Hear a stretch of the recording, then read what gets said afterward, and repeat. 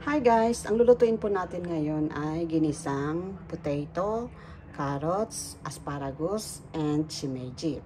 Binigyan kasi ako ng friend ko ng potato, so para maubos na siya, naisipan kong igisa na lang at sinamahan ko ng iba't ibang gulay. So, yung potato is 2 piraso siya, tapos siwain po natin siya ng ganyan, at ganun din po yung carrots. Yung carrots is half lang po. Then, maglaga po tayo ng tubig, tapos patayin po natin, then doon po natin ilagay yung mga gulay na gigisay natin, katulad ng potato, carrots, at asparagus. So, iwan po natin siya ng 5 minutes, then ihawon po natin, then balawan po natin siya sa malamig na tubig. So, yung shimeji hindi po natin gagawin kasi madaling lutuin lang yan po, no? So, ito po yung mga sangkap natin. Ito ang oyster sauce, mirin, shoyu, ito fried garlic po siya. So, makakabili po tayo nito sa supermarket. Mas gusto ko po siya kasi para menos gawa na po, no? Ready to put na sa lulutuin natin. Then, consomme. So, yung consomme is 1 cube lang, guys, no? And then, gawin natin siya powder and sugar, no? And half sibuyas, okay? Let's start cooking.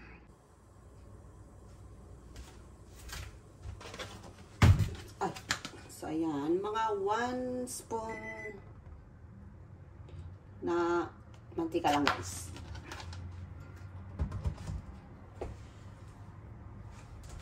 Ayan. Okay, ilagay po natin ang sibuyas.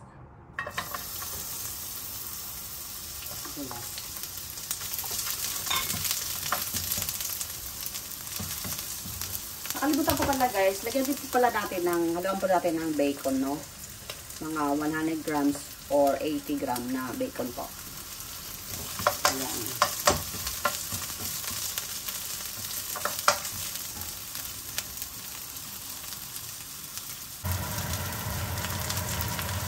Then, nilagay po natin ang bacon.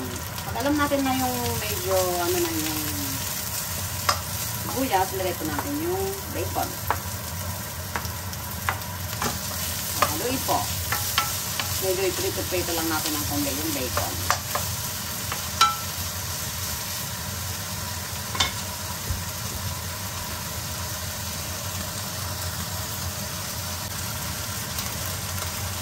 Then, ilagay na po natin ang potato. May carrot. And asparagus.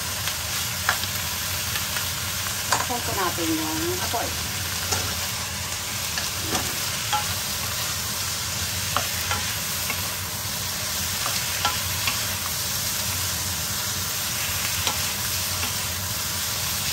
Then, hinaan ulit yung apoy. Lagyan po natin ng choco-choco. Choco, guys. Konti lang, no? Ganyan. Choco-choco lang. And ito lang. Yung consomme. Consomme, guys, no?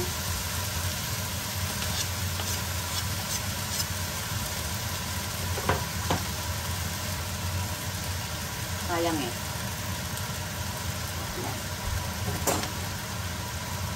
Yan, haluin natin. Medium naman yung apoy.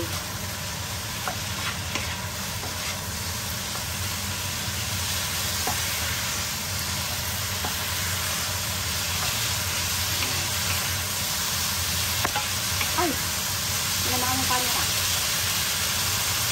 And, inaano ang apoy. Lagyan po natin ng ito. Oyster sauce. Oyster sauce, guys.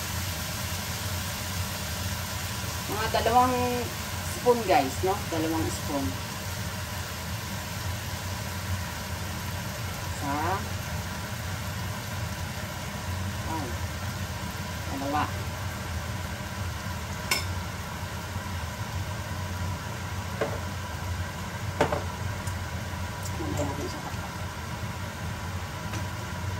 Then, 1 spoon lang na shoyu or toyo.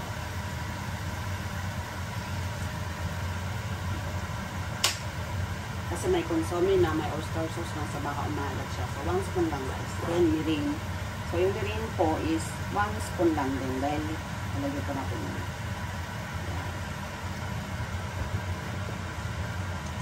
Then, sugar guys.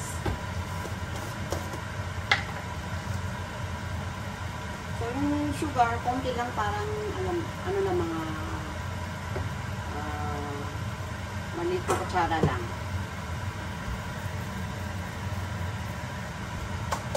Then, ito. Yung bawang. Yung bawang na natin. So, mga tapulan nyo na lang guys. Ngayon, haluin po natin. Pagkita lang po yung apor. Ayan.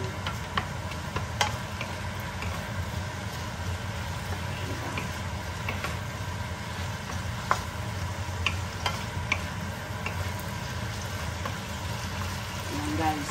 Then, takpan po natin. Takpan po muna natin. Then, iwan po natin siya ng 5 minutes. Iwan po natin siya ng 5 minutes. Mahinang apoy lang guys.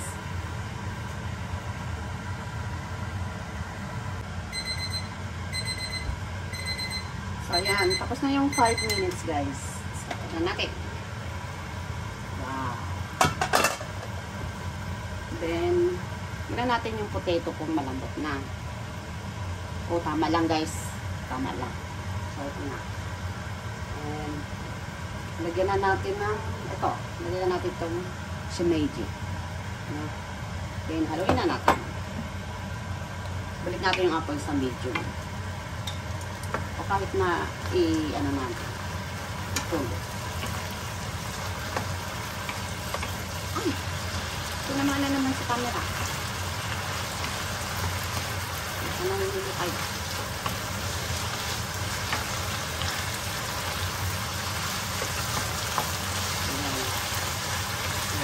Ulam. So, hindi na sayang yung potato ko. Idea lang yan guys. No? Pag alam nyo kung anong mga pangsasangkap nyo, alam nyo kung paano gamitin yung pangsasangkap, wala tayong masasayang ng mga tira-tira. Okay, yan na guys. Done. So, let's eat. Thank you for watching.